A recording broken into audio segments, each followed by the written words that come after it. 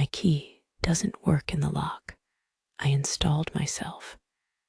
The rain feels colder when you're watching your own life from the sidewalk. Through the glass, someone else is pouring wine into my favorite glasses. I checked my phone, but the screen just said no service. It's a strange thing, standing 3 feet away from your wife and being invisible. I tried to call out, but the thunder drowned out a ghost's voice. The man inside laughed, and it sounded exactly like a victory lap. I realized then that I wasn't just locked out. I had been deleted. Everything I owned was still there, but none of it belonged to me anymore. The world continued, as if I had never existed in the first place. To understand how I became a shadow, you have to see the light. Years ago, we were the golden boys of the tech corridor. We built our cybersecurity firm on the promise of absolute privacy. My partner and I were closer than brothers. We shared everything. He had the charm, and I had the code. We were on the verge of a buyout that would change our lives. I took pride in the walls I built. I thought they were impenetrable. We spent our nights in the office, fueled by caffeine and ambition. He knew my passwords, my secrets, and my family's birthday dates. I felt safe because I was the one who designed the locks. Success felt like a ladder we were climbing together, hand over hand. We toasted to the future in expensive bars across the city. The buyout was only weeks away, and the numbers were staggering. I trusted him with the keys to my kingdom and my life. The first glitch happened on a Tuesday during a routine morning. I noticed a photo on the mantel looked slightly different. I was wearing a blue shirt in that memory, but the photo showed green. I shrugged it off as a trick of the light or a failing memory.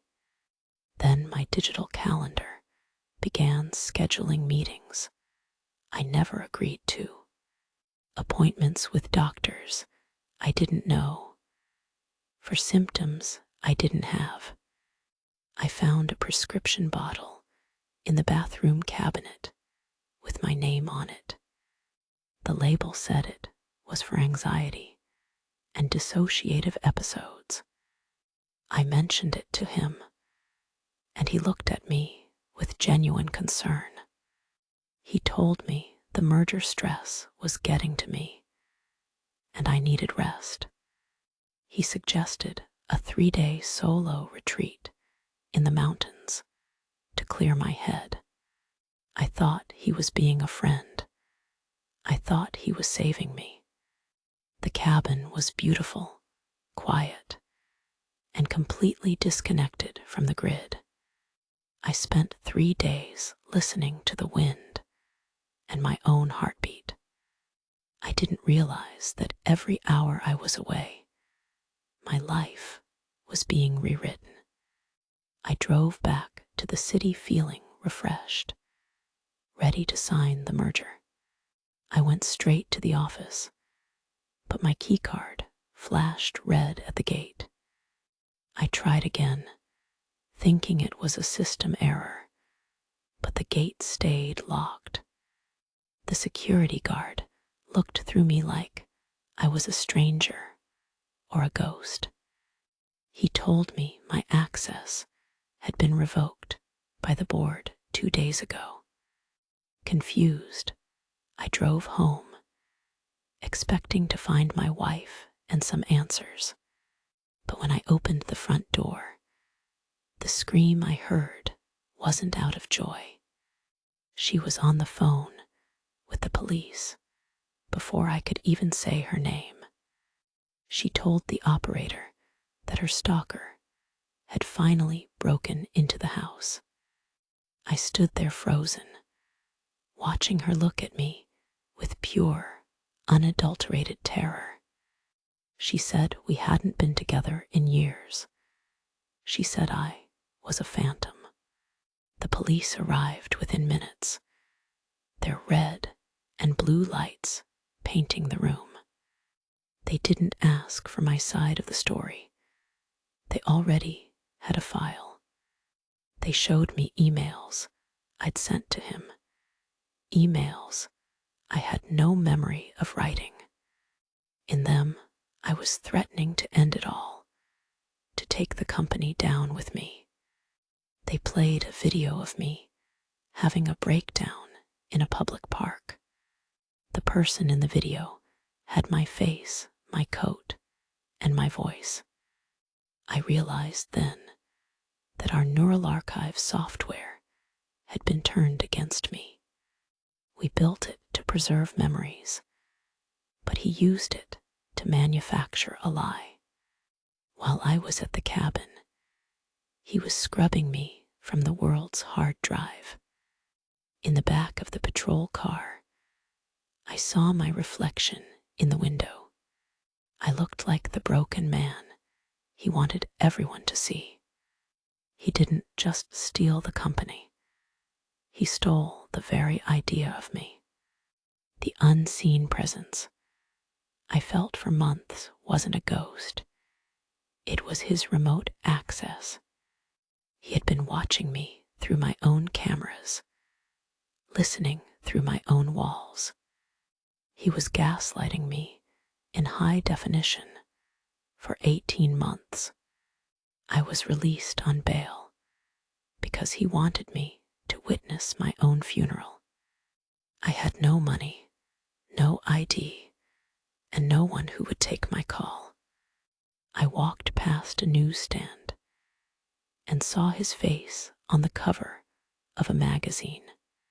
He was the sole visionary behind our greatest innovation. I found an old photo of us from college in my pocket, but as I looked at it, the image seemed to warp and change. He had even accessed the cloud backups of my oldest memories. I began to doubt my own mind. Was any of my life real? I spent weeks living in a basement, using public Wi-Fi to survive. I was a ghost, haunting the digital edges of my former existence. The isolation was a deafening weight I carried through the city streets. I saw them together in a restaurant once, through the window. She was smiling, the same smile she used to give me over morning coffee. I felt a rage that was colder and sharper than the winter air, but I knew I couldn't fight him with strength or the truth. He had rewritten the truth. I needed to rewrite the lie. I remembered the black box protocol I had hidden in the source code. It was a fail-safe I built years ago, a shadow footprint in the system. He was brilliant, but he was arrogant. He thought he'd found everything. I began to use the public library computers at night. I wasn't trying to take back my life anymore. That life was gone. I was mirroring his theft, pixel by pixel, dollar by dollar. I found the trail of his embezzlements buried under my breakdown logs. He had been stealing from the government's defense contracts for months. I didn't delete the evidence. I just changed the name on the accounts. I made it look like he was the one trying to disappear. The black box protocol began to trigger automated audits. He woke up one morning to find his own accounts frozen by the feds. Every erasure he committed against me was now linked to his fraud. I watched from across the street as the black SUVs pulled up to the office. They didn't come for a mental health check. They came for a predator. He tried to use the neural archive to delete the logs, but I'd locked the door. He was trapped in the very digital cage he had built for me. I watched the police lead him out in handcuffs, his face pale and ruined. He looked at the crowd, searching for a face that wasn't there. The world finally saw him for what he was, a thief of souls. The charges were high-level identity theft against the United States government. That is a crime you can't delete your way out of. I stood in my house again, the air smelling of his expensive cologne. I had my name back, my bank accounts, and my keys, but the silence in the house was terrifyingly loud. Sarah came back, but when I looked at her, I saw a stranger's eyes. She apologized. But how do you forgive someone for forgetting you? The trust we had wasn't just broken, it had been incinerated. I realized that the version of me that was happy died months ago. I got my life back, but I'm still a ghost in the machine. I spend my nights watching the code, waiting for the next glitch. I know now that any wall can be breached if the betrayer is inside. I won the war, but I have nothing left to defend. The most dangerous ghosts are the ones we create ourselves. I am Elias, and I am the only one who knows I'm here. I keep the black box protocol active, just in case, because once you've been deleted, you never really trust the save file again. The rain hasn't stopped, but at least now I have a roof. Sometimes I still find pieces of the lie he told about me. I burn them in the fireplace and watch the smoke disappear. The company is being liquidated. The buyout never happened. Money can't buy back the 18 months I lost. I see his face in the news sometimes, behind bars and orange jumpsuits. He looks smaller now, stripped of the code and the charisma. I wonder if he remembers the blue shirt or the green one. Probably not. He was always better at the big picture than the details. I sit in my office at home and watch the world through the monitors. It's safer this way, being the one who watches from the shadows. I've learned that everything is data, and data can be manipulated. The only thing that's real is the silence in this house, and the knowledge that I'm the only one who knows the password. I am the architect of my own isolation now, but at least I'm the one holding the keys.